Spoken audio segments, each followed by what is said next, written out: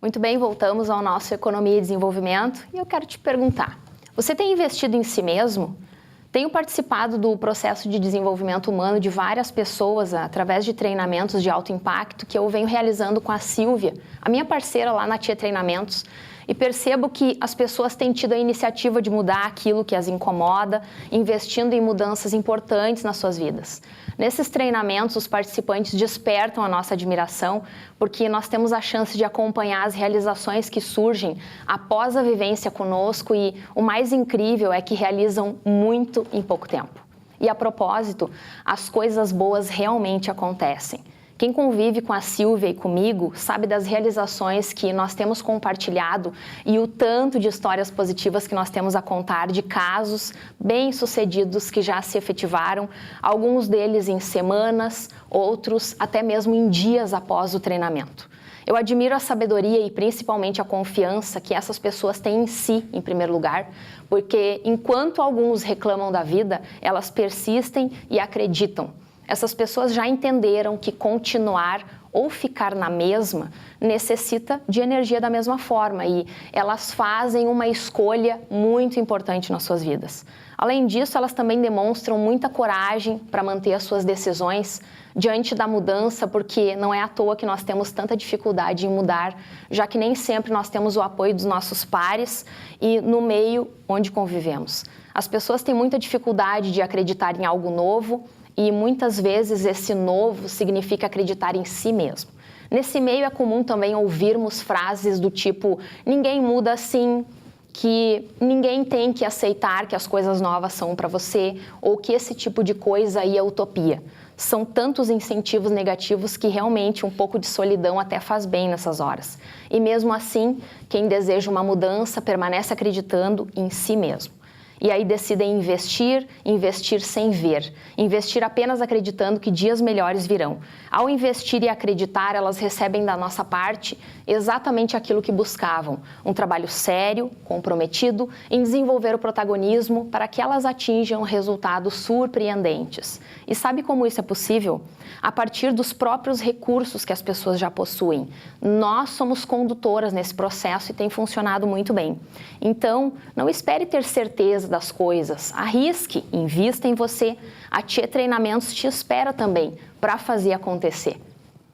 E a propósito, falando de treinamento, eu gostaria de receber nesse momento aqui uma pessoa que veio fazendo um trabalho de desenvolvimento humano no Ministério da Saúde aqui em Porto Alegre. Trata-se da minha colega coach executiva Magda Assis. Magda, seja bem-vinda ao nosso programa Economia e Desenvolvimento, a primeira vez aqui no cenário novo, né?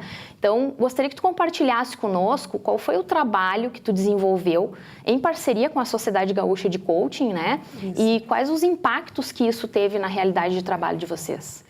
Olá, é muito bom estar novamente aqui, agradeço o convite e a oportunidade de poder trazer o trabalho que nós desenvolvemos de coaching executivo, como tu estava dizendo, no Núcleo Estadual do Ministério da Saúde. A ideia partiu, a princípio, do curso de coaching executivo que eu estava cursando ano passado, e a necessidade de se aplicar esses conhecimentos. E para isso a gente precisa aplicar em um local onde haja essa disponibilidade, junto com pessoas, óbvio, né? E no momento eu disponibilizei a possibilidade de ser feito um processo de coaching executivo no Ministério da Saúde para os meus colegas, no que foi prontamente aceito. Seis coaches, aliás, se propuseram a trabalhar conosco. Teus colegas na formação? Meus colegas da formação de coaching executivo, que foi feito ano passado. E a partir daí nós iniciamos esse trabalho de desenvolvimento lá no Ministério da Saúde. Nós trabalhamos da seguinte forma. Trabalhamos com 6 coaches, trabalhando cada um 3 coaches, o que deu 18 pessoas, e indiretamente atingiu 84 servidores do meu departamento, que é a Divisão de Gestão Administrativa. E quais os intervalos entre uma sessão e outra? Normalmente era de 15 dias.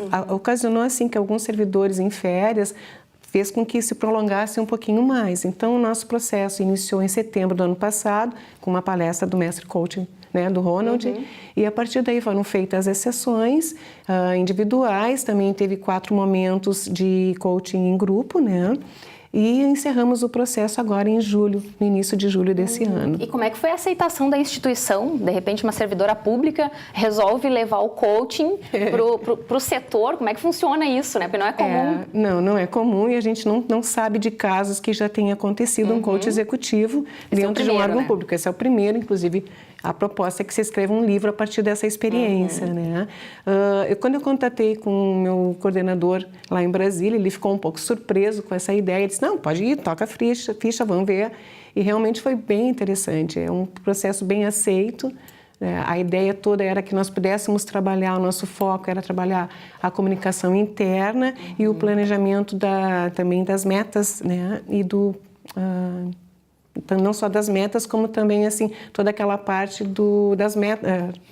Dos recursos, né? Recursos, e até mesmo das deficiências, porque a gente sabe, hoje em dia se fala muito em setor público como um setor muito crítico, né? Então, sempre há oportunidade para melhoria, né? Não existe perfeição. Não, e principalmente agora eu me lembrei, é um mapeamento de processos, uma vez que cada vez mais a gente precisa se organizar e ser objetivo dentro do nosso planejamento para que a gente atinja as respostas necessárias.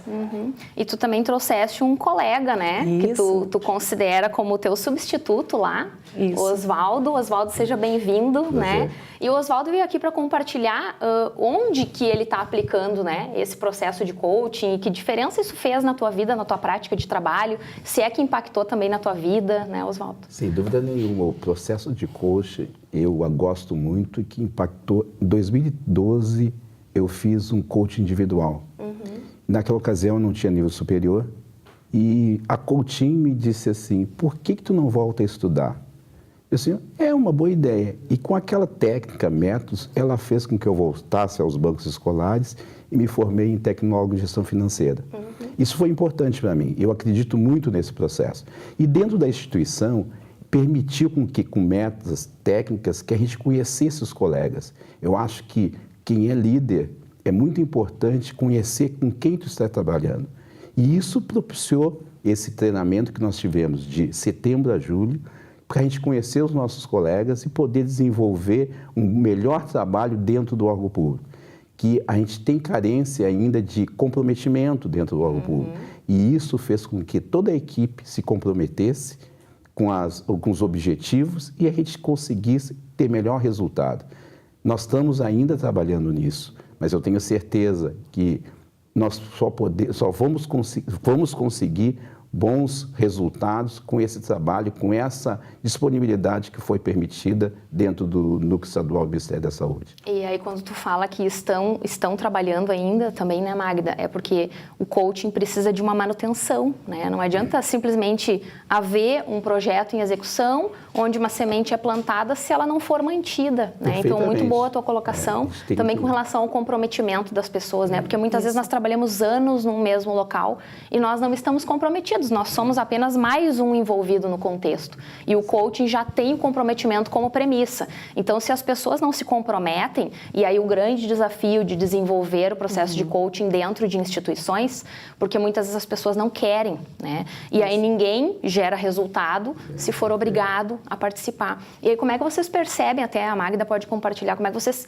perceberam, assim, a aceitação das pessoas, né? Porque foi um processo que foi proposto, com certeza, pela gestora, né? Pela Magda, mas e como que as pessoas receberam isso? Elas receberam muito bem, no sentido assim de poderem se sentir apoiadas para trabalhar com as suas lideranças, com as suas equipes também. Né? E era todo feito um trabalho para que elas pudessem se sentir mais fortalecidas e levassem esse trabalho também para os membros da sua equipe.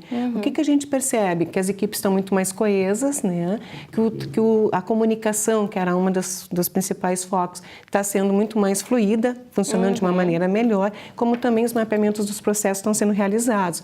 Para que isso? Para que possa dar mais segurança para que a equipe trabalhe de uma forma mais uniforme. Então, essas pequenas coisas assim a gente já está observando que o pessoal introjetou e está trazendo melhorias para a instituição. Isso realmente é muito bem. bom. Parabéns, Magda, parabéns, Oswaldo, né, por ter se permitido também participar do processo.